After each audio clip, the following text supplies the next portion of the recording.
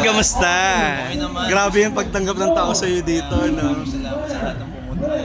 Ano masasabi mo lang na ganun kainit yung pagtanggap pa rin sa'yo ng tao? Siyempre until now, it never gets old. Parang naninibago pa rin kami na ganito karami nagmamahal sa amin, sa bibigyan ng suporta. Yun, punong-puno ng gratitude lang talaga sa pagmamahal na gusto namin balik sa kanila. Tapos ang dami na rin nag-aabang ng movie nyo. Oo nga Tapos eh. yung shoot niya. Tapos na. Oo. Masaya lang. Actually, nabitin nga kami sa sa taping. Parang nalaman namin yung last taping day na parang, grabe yun na yun, parang tapos na agad. Pero sobrang saya na experience. How was working with, of course, Bika, first movie nyo together, di ba? Iba siya kasi may mga ganito kaming task sa loob ng bahay, mga acting challenge, mga ganun. Pero ngayon parang nung unang araw talaga sobrang nangapa ako. Lalo na ako kasi try ko may umarte. First movie mo ba? First ever. Oo. Nagkaroon ako before part ng digital movie for Bad Boys. Pero doon ngayon na sa big screen Oo. So, may aabangan bang medyo mas kilig factor sa inyo ni Mika dito? Yun yung kailangan lang ba? Ayoko spoil eh. Pero how was it working with Vice, with Nadine, di ba? Alam mo, dito sa shoot namin, sa taping namin, sa Call Me Mother, doon ko talaga mas nakalala si Meme, si Ate Nadine. Kasi usually, di ba, napapanood ko sila nung growing up.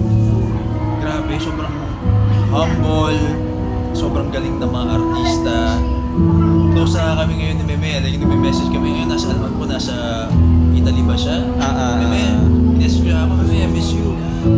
Kasi hindi kami masyado nakakapagkita ngayon dahil nag-taping din ako for series, so hindi ako masyado nakakalabas-labas. Tapos, yung Nadine, how was Nadine working with Sobrang Nadine? galing. Every time na nakakasama namin sa set, alam mo yun, lagi siyang full actress mode on talaga siya na grabe, ang galing talaga niya. No? Mas sabi mong award-winning actress talaga si Ate Nadine. And Shubi also was there, di ba? So, kamusta? Okay kami, yung dynamics talaga namin. Parang yung nabuo namin sa PBB, ang laking tulong sa movie na to kasi yung mga characters namin dito, which is malalaman nyo soon, ang na-establish talaga namin very well kasi sa tulong din ng experience namin sa trabaho. Tapos, marami rin nag-aabang sa inyo ni Mika, no? Kumbaga masusundan ba to after this movie? Na kayo naman, launching nyo naman together. Katrabaho pa namin kasi nga hindi naman talaga kami aktor pa. So, nakailang workshop din kami. Ako, personally, 3 workshop preparation ko para sa mga acting projects na ginagawa ko ngayon. Tapos, kumbaga, marami rin nag-aabang ano na daw ba ang real status nyo pa rin ni. Laging gano'n ang tanong sa inyo, hindi ko ba nape-pressure? Hindi. Kasi sa amin naman ni Mika, yung importante, alam namin sa isa't isa yung nangyayari. And, siguro, yung importante sa amin is never mawawala yung nabuo namin pagkakaibigan sa loob ng bayan. At mali-level up ba yung friendship na yan into last, is she a girlfriend material? Oo naman. Lagi mo sasabi yun na girlfriend material talaga siya. Sobrang bait. Mapagmahal sa family, which is very important.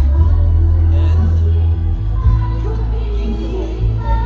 sa kanya naman na yung dapat hanapin sa isang magiging girlfriend. Fred, please invite them to support ito yung sa Pure Gold. Ito po, maraming salamat po for having us sa Pure Gold Hakot Relay. Sana nag-enjoy po kayo and yun, maraming salamat. Movie. Yun po, Call Me Mother this coming Christmas. Panoorin po natin yan una sa sinihan. Nandito po